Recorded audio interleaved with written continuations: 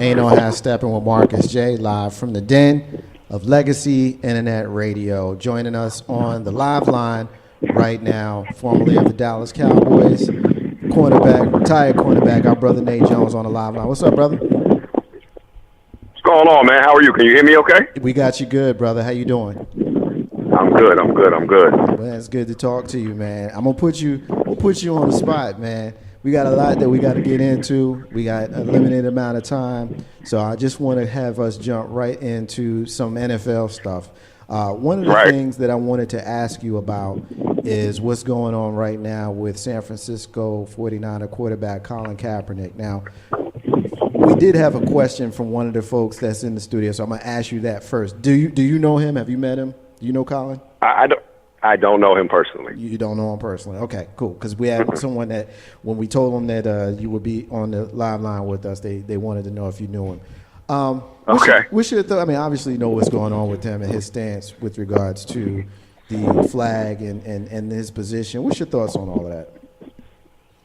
Well, I mean, I think, if he wanted to bring the spotlight to himself on a movement that he believes in, he certainly did that. He's been effective, and it's gotten a lot of attention. I personally haven't spoke to him. He has not come out publicly or had a press conference about what his exact intentions are with the movement. There's a lot of people speculating on what it could be, the oppression or the police brutality or whatever it is. But, until he tells us, I couldn't comment on what exactly he wants to get out of it. Right. Do you think that it's appropriate for his teammates to back him up? If they feel as though he's doing what needs to be done. I mean, what's your thoughts on his teammates? I haven't seen a whole bunch of them, just maybe a couple. Like yesterday, I think it was only 2 of them that did. Right. There's been some teammates. There's been some other guys around the league. There's been some high school teams. There's been people everywhere that have kind of tagged along. His teammates are not obligated to follow him by any means necessary. I mean, I don't think he did it. I don't think he did it expecting all 53 guys on the field to do what he did. There's been a couple, but if you're friends with him or you know what his beliefs are and you support him, you certainly can. But everybody has their own, right to do what they want. So a few guys that have, they've caught a little bit of slack, but not a lot.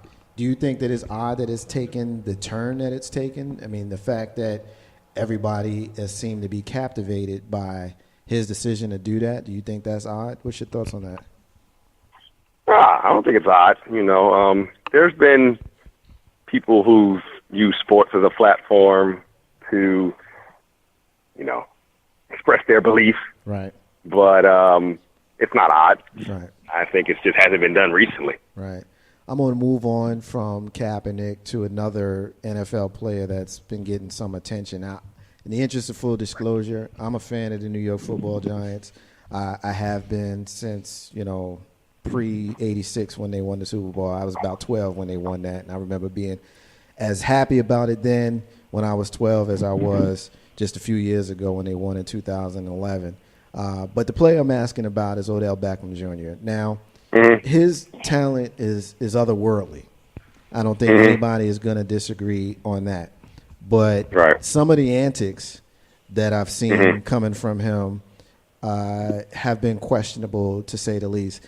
If you were in a locker room or with someone like that, what do you think the conversation would be around some of those antics? Well, I was fortunate enough to play on some teams that had some real senior leadership. And, they say iron sharpens iron.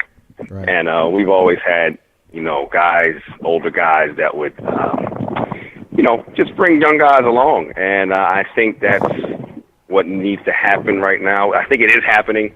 Football is an emotional sport, but you have to learn to obviously control those emotions, bottle them up, and express them in the right way at the right time before this, eventually affects your game, the team's game, and the organization. So there are just some conversations where, we have to sit down and say, man, what's really bothering you, And, we need to make sure that, it's the game is bigger than any one player. And, that shield outlast us all. So, it's just a conversation you have with him and say, hey, man, this is about the team and not all about you.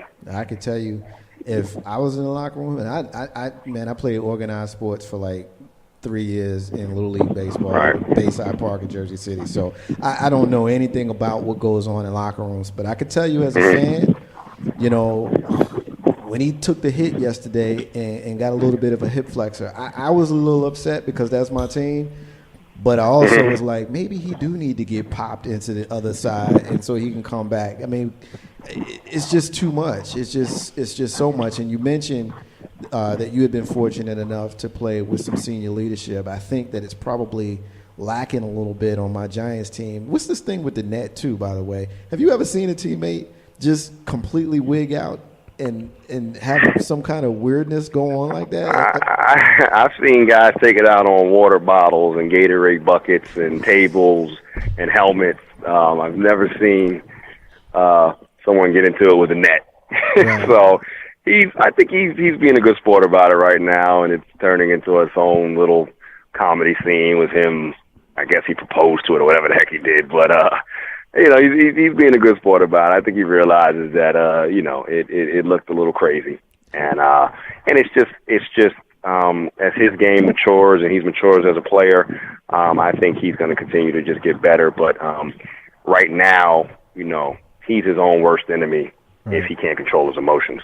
One of the one of the things that drove me nuts. And all of you guys know it. Everybody that's played in the NFL, right. I don't know how long this rule has been in place. It's been, 10 years or whatever it's been. But you do not take right. your helmet off on the field right. to play. Like, do you really lose it like that on the field? Or are you just that selfish where you don't care about the 15-yarder that you're about to get?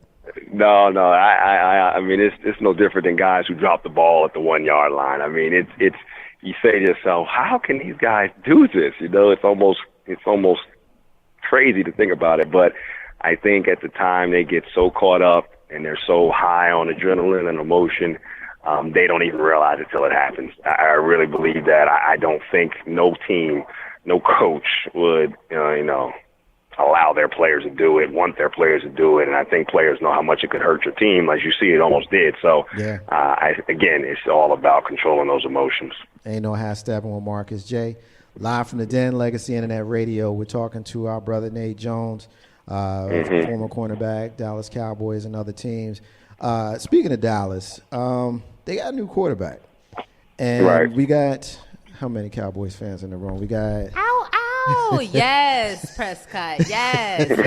All right. Our first lady, Lissa P, has a thing right. for okay. Dak. And what's your thoughts, man? Tony Romo, he's a mature man of 36, and young Dak threw his first interception after playing, 5 or 6 games? I think their future is with the young fella and not necessarily the old fella. Whereas the owner Jerry has spoken some difference of opinion. What's your thoughts on what's going on in Big D? Well, I think Dak has certainly done a good job. He stepped in, him and Ezekiel, both rookies. That O-line is clicking. The team's clicking. They're 5-1. I believe that's their record. He's got a lot of support. He's got a lot of support around the league, with announcers, ESPN, the public. He's becoming a fan favorite. He's downplayed the whole idea of a controversy once Romo gets healthy, but it's going to be really hard to sit that kid down, if the Cowboys are sitting at, 10-2, right. It's going to be really hard to sit him down and mess up the chemistry of the team. I think, ultimately it would be Jerry and, Jason Garrett's decision. They'll, whatever they feel they need to do best.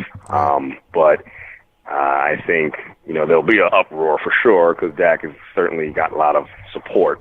But, if they're doing well, maybe they, who knows what can happen. Maybe they do a 2-quarterback system. I don't know, but, if they're sitting at a really good record, it's going to be a really tough decision. And no matter how you say it won't be a controversy, it certainly will. I think we all know that. So hopefully, they choose best.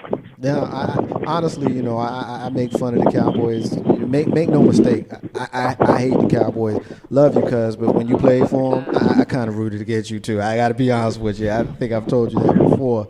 But to just analyze it as a sports fan, I think it would be one of the most asinine things for Jerry Jones to do is to take the young fella out from the quarterback position. I mean, we know that everybody loved Tony. Tony has some good years, but Tony is proven to be injury prone and he can't stay on the field. And here you have a rookie, late round pick rookie, who throws his first interception of the season in week 6.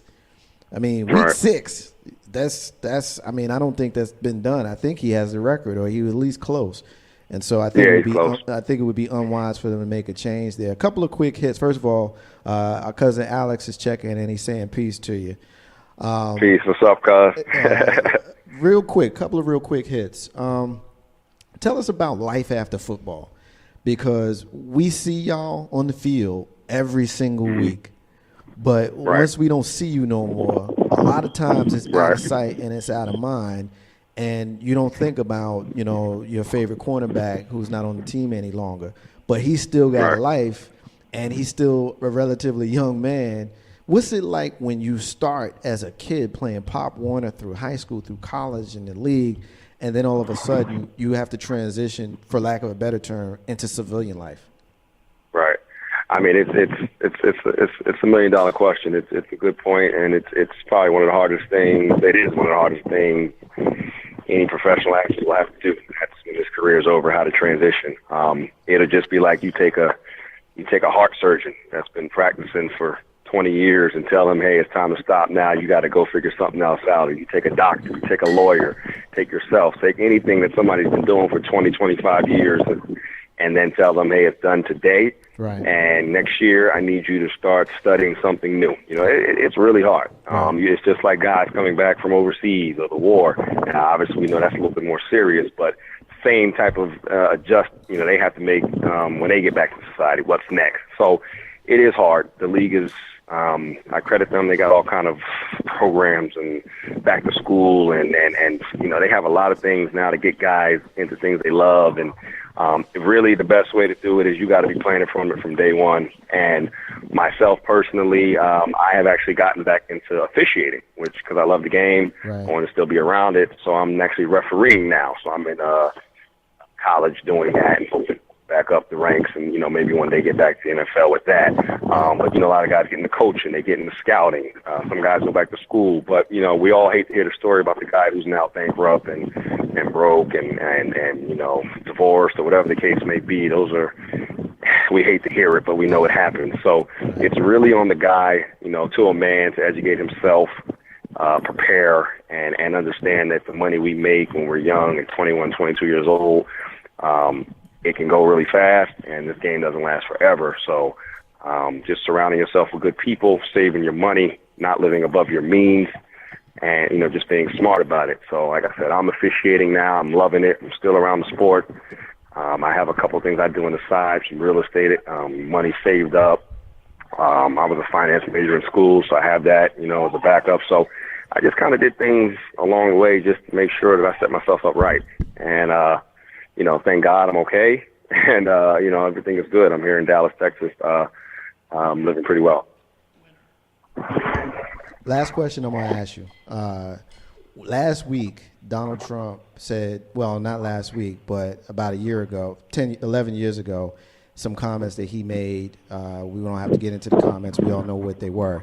But he said that was locker room talk. And you had a lot of brothers who are playing professional sports had their opinions and their comments about the locker room talk. What's your thoughts on locker room talk and Donald Trump?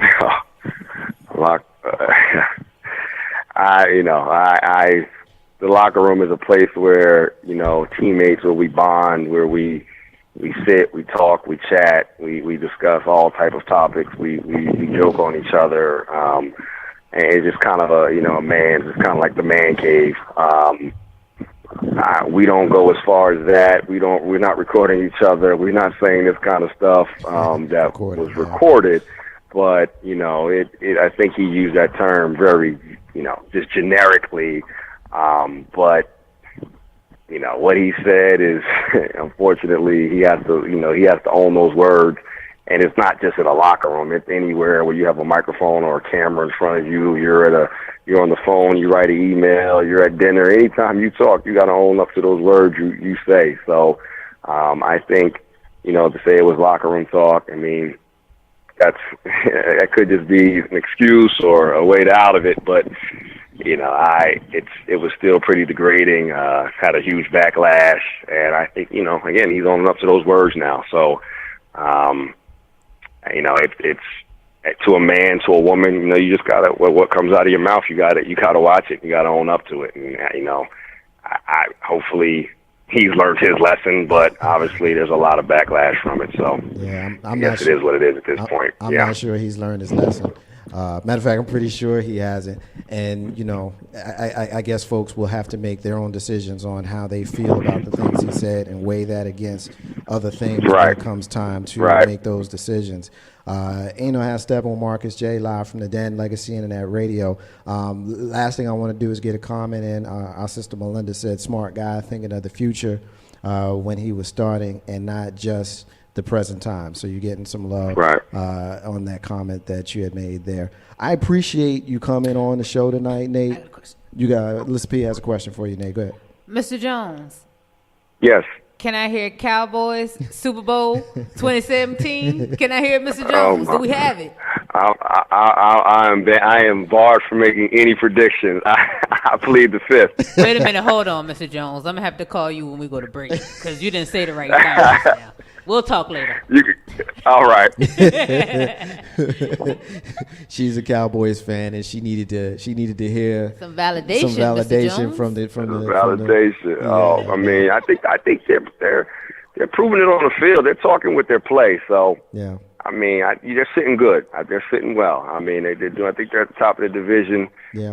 They've proven a lot of haters wrong and proven a lot of the experts wrong. So they're looking good. They got a nice future ahead of them this season, man. And hopefully the years to come. So we'll be watching, man, and see. I mean, it'd be definitely good for the city of Dallas. I'll give you that. If this continues, this city will be alive and pumping. So I'll be happy to see that. I can tell you that. I can tell you watching them play, and man, it pains me to say it because I don't never like saying nothing nice about Dallas. I'm about to say, Giants fan. But the reality is they're not just winning; they smacking jokers around the field. Like they roughing dudes up. And if it wasn't for that Week 1 loss to the New York Football Giants, they would be undefeated. So we were tired the first game. Okay, we were tired. We were coming off a hiatus. Tired the first game. Cousin Alex is a Cowboys fan as well. Nate, man, we appreciate you joining us. We knew that your time was limited, and we thank you for coming on the show with us tonight. And we try to do this once a year. I appreciate you, man. Much love, cuz. Thank you for having me. Absolutely, man. Be cool, man. Be safe. We'll talk to you soon. All right. Later. Ain't no half step on Marcus J, live from the Den, Legacy Internet Radio. We're going to take a break, and when we come back, I'm going to ask the crew a question. Donald Trump, Hillary Clinton, or other? I'll just leave it there. Marcus J and the crew. Ain't no half stepping with me and you. Be back in a few. What's up, y'all? This is your man K-Dub, and when I'm down on 285 down in that